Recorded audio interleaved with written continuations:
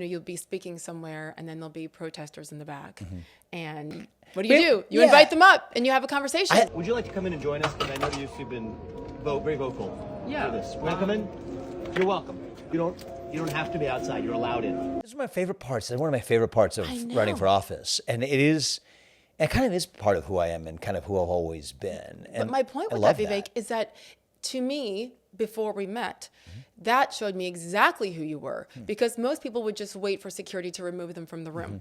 You were like, no, hold on. You've gotten out of cars before. You're walking along a parade route, whatever it is, and you stop and talk. And when you take a moment for somebody, not only does it affect them and maybe not even change their mind, but at least soften and make them think.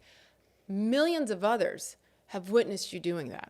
And that to me is so important and something that we escape. Cool. I wish Donald Trump would do that more. And I think he has this each person has time to around. you have to be the most authentic version of who you are. I mean, for me, I think about most of my friends, like when you get to a certain age, you're not in the business of making new friends, right? Yeah.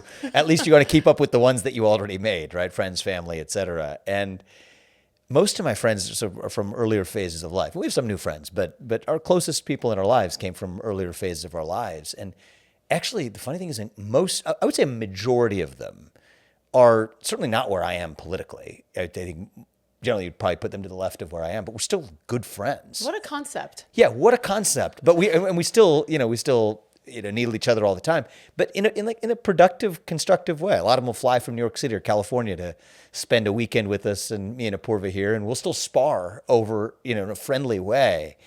And to me, that's always been part of something that gets me going in a positive way. And I want to bring that part of our culture back.